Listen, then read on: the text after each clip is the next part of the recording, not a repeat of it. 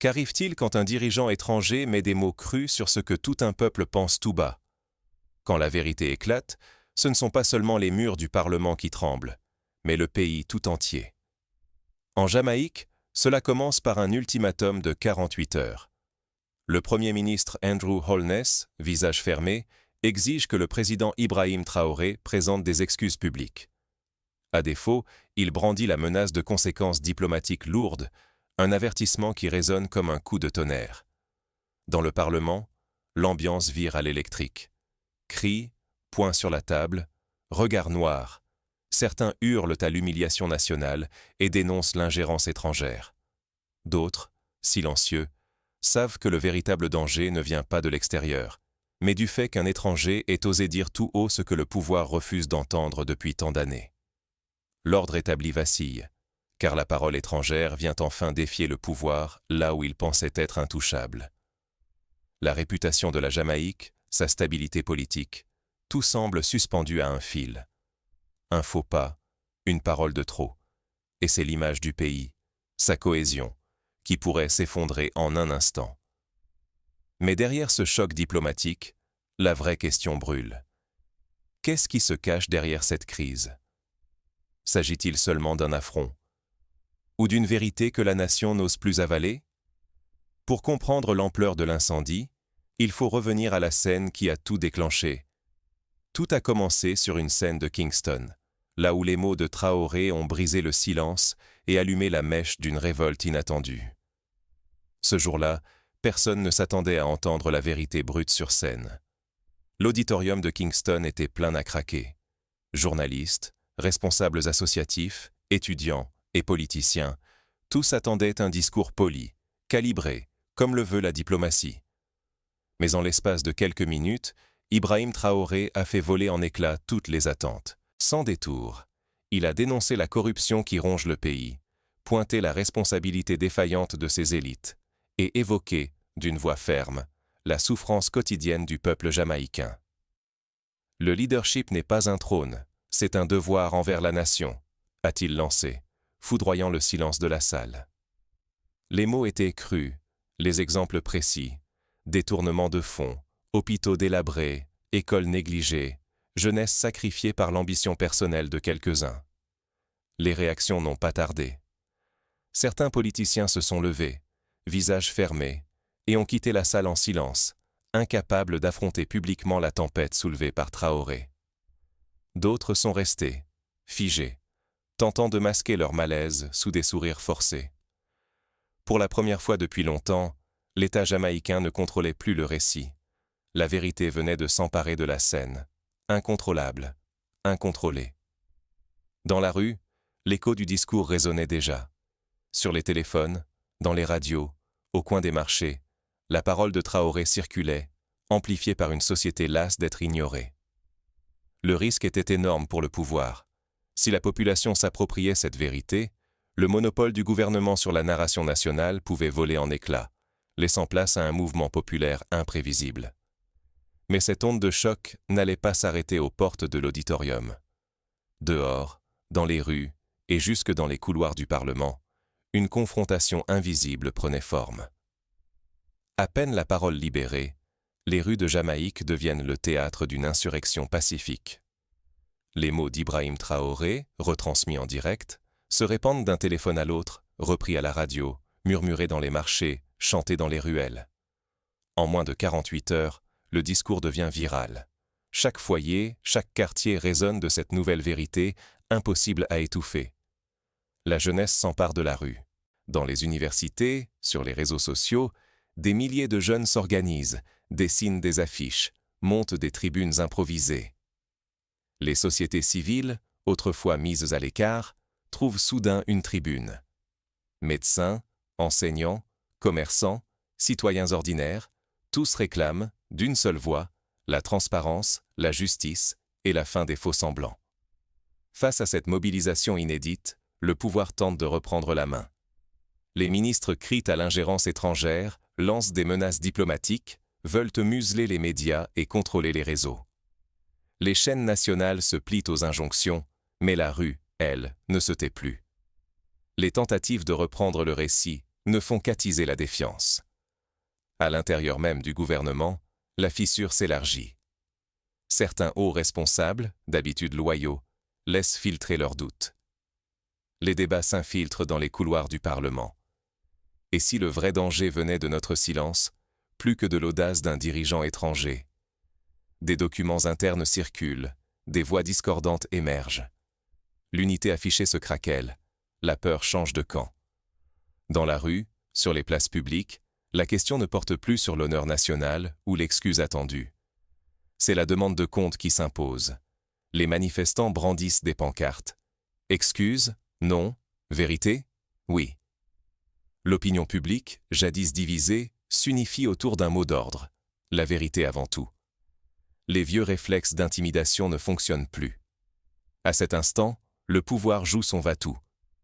Soit il parvient à réimposer le silence, soit il s'expose à une vague de réformes venues de la base, risquant même de perdre toute légitimité.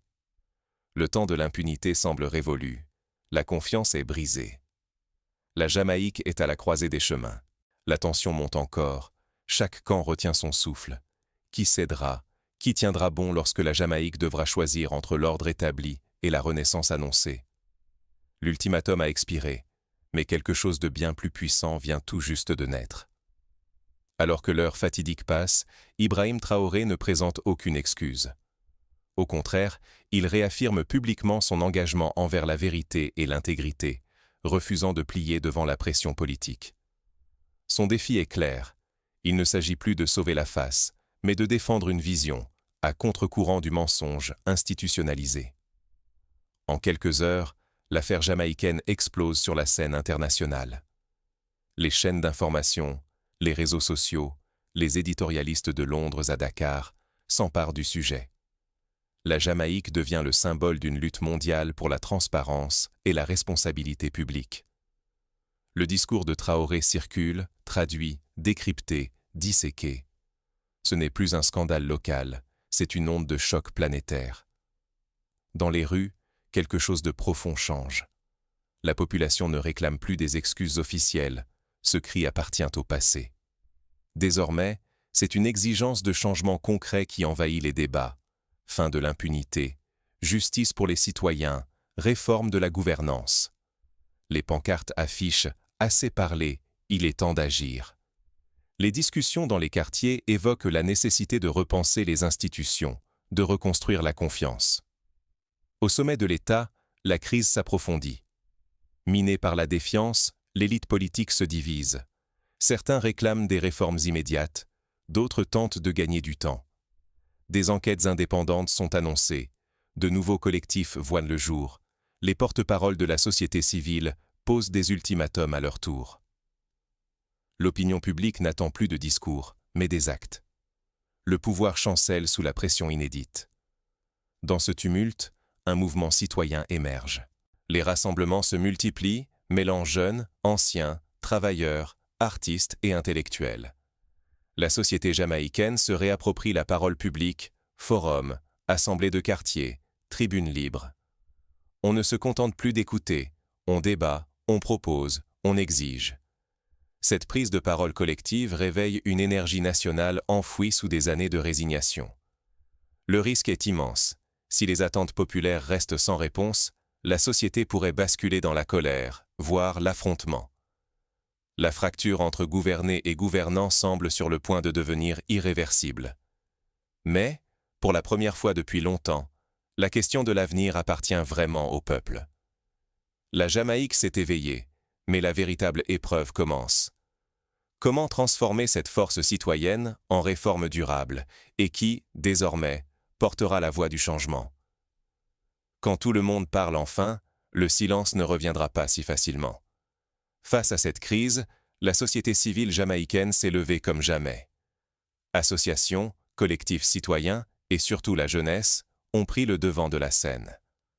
Là où régnait la peur, des voix courageuses réclament désormais transparence et justice. La presse indépendante joue un rôle clé.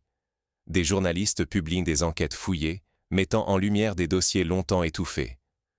Des forums ouverts sont organisés dans tout le pays. On y débat, on échange, On construit ensemble des solutions plutôt que de laisser la parole à une poignée de dirigeants. Certaines initiatives sont devenues virales. Des campagnes citoyennes pour la transparence financière émergent sur les réseaux sociaux. Des plateformes d'alerte permettent aux lanceurs d'alerte de s'exprimer en sécurité. Dans les écoles et universités, des ateliers de sensibilisation se multiplient, formant la nouvelle génération à refuser la corruption. Tout cela commence à produire un impact bien réel. Pour la première fois depuis longtemps, des débats publics houleux s'invitent aux heures de grande écoute. Le Parlement a été contraint d'ouvrir une session extraordinaire sur la lutte anticorruption. Les vieux tabous n'existent plus. On nomme, on questionne, on exige des comptes. Mais le message le plus fort, c'est que la vérité ne peut être muselée éternellement, même derrière les ultimatums les plus menaçants. Quand une société décide de briser le silence, rien ne peut la ramener en arrière. Pourtant, ce nouvel élan reste fragile. Sans action collective, la pression retombera, et les vieilles habitudes risquent de tout engloutir. L'histoire a prouvé qu'un réveil sans suite ne fait que renforcer ceux qui profitent du statu quo. Il revient à chacun, journalistes, étudiants, parents, entrepreneurs, de faire vivre ce mouvement. Garder la pression, refuser la résignation, transformer la crise en opportunité. C'est le seul moyen d'éviter de retomber dans l'impuissance. Alors, resterons-nous des spectateurs ou deviendrons-nous les artisans du changement? Il reste une dernière note à explorer. Que retiendra l'histoire de ce moment décisif pour la Jamaïque et pour ceux qui refusent d'oublier? Ultimatum expire, mais la vérité ne meurt jamais.